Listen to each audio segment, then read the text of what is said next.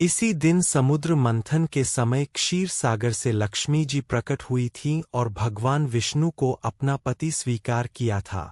कथा इस प्रकार है, एक बार भगवान शंकर के अंशभूत महर्षि दुर्वासा पृथ्वी पर विचर रहे थे।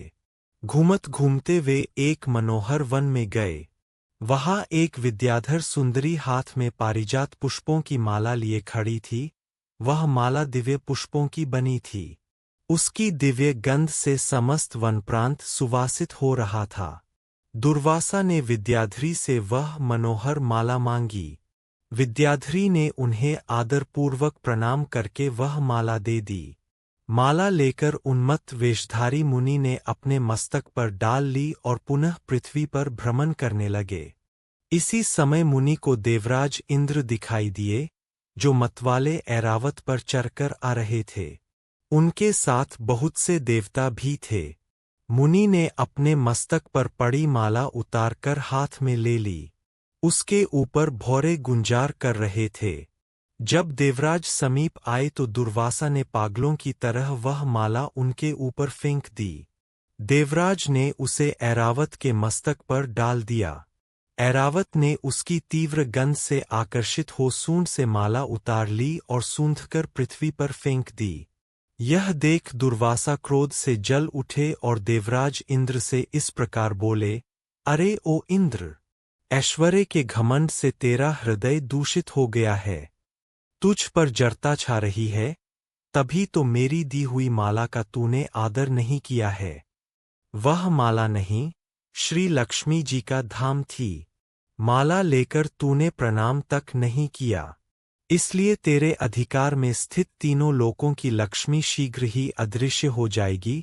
यह शाप सुनकर देवराज इंद्र घबरा गए और तुरंत ही ऐरावत से उतरकर मुनि के चरणों में पड़ गए। उन्होंने दुर्वासा को प्रसन्न करने की लाख चेष्टाएं कीं, किंतु महर्षि तत्सेमस न हुए। उल्टे इंद्र को फटकार कर वहां से चल दिए। इंद्र भी ऐरावत पर सवार हो अमरावती को लौट गए। तब से तीनों लोकों की लक्ष्मी नष्ट हो गई। इस प्रकार त्रिलोकी के श्रीहीन एवं सत्वरहित हो जाने पर दानवों ने देवताओं पर चढ़ाई कर दी। देवताओं में अब उत्साह कहाँ रह गया था। सबने हार मान ली। फिर सभी देवता ब्रह्माजी की शरण में गए। ब्रह्माजी ने उन्हें भगवान विष्णु की शरण में जाने की सलाह दी तथा सबके साथ वे स्वयं भी क्षीरसागर के उत्तर तट पर गए। वहां पहुंचकर ब्रह्मा आदि देवताओं ने बड़ी भक्ति से भगवान विष्णु का स्तवन किया। भगवान प्रसन्न होकर देवताओं के सम्मुख प्रकट हुए। उनका अनुपम तेजस्वी मंगलमय विग्रह देखकर देवताओं ने पुनः स्तवन किया। तत्पश्चात भगवान ने उन्हें क्षीरसागर को मथने की सलाह दी और कहा, इससे अमृत प्रकट होगा।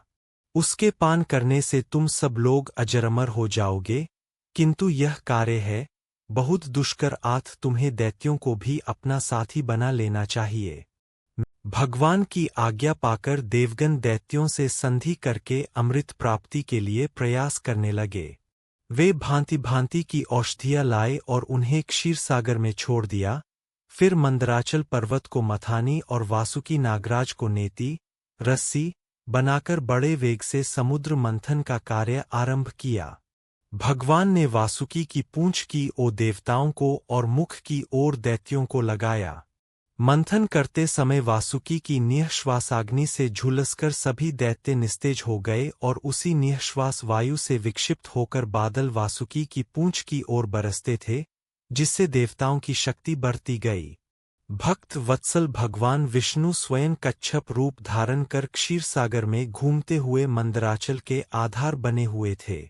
वे ही एक रूप से देवताओं में और एक रूप से दैत्यों में मिलकर नागराज को खींचने में भी सहायता देते थे तथा एक अन्य विशाल रूप से, जो देवताओं और दैत्यों को दिखाई नहीं देता था, उन्होंने मंदराचल को ऊपर से दबा रखा था। इसके साथ ही वे नागराज वासुकी में भी बल का संचार करते थे और देवताओं की भी शक्ति बढ़ा रहे थे। इस प्रकार मंथन करने पर क्षीरसागर से क्रमशः कामधेनु, वारुणी देवी, कल्पवृक्ष और अप्सराएं प्रकट हुईं। इसके बाद चंद्रमा निकले, जिन्हें महादेव जी ने मस्तक पर धारण किया। फिर विष प्रकट हुआ जिसे नागों ने चाट लिया। तदनंतर अमृत का कलश हाथ में लिए धन्वंतरी का प्रादुर्भाव हुआ। इससे देवताओं और दानवों को भी बड़ी प्रसन्नता हुई। सबके अंत में क्षीर समुद्र से भगवती लक्ष्मी देवी प्रकट हुईं। वे खिले हुए कमल के आसन पर विराजमान थीं। उनके अंगों की दिव्य कांति सब ओर प्रकाशित हो रही थी। उनके हाथ में कमल शोभा पा रहा था। उनका दर्शन कर देवता और महर्षिगण प्रसन्न हो गए। उन्होंने वैदिक श्री सूक्त का पाठ करके लक्ष्मी देवी का स्तवन करके दिव्य वस्त्राभूषण अर्पित किए। वे उन दिव्य वस्त्राभूषणों से विभूषित होकर सबके देखते देखते अपने सनातन स्वामी श्री विष्णु भगवान के वक्षस्थल में चली गई।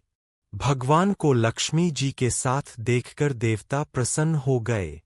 दैत्यों को बड़ी निराशा हुई।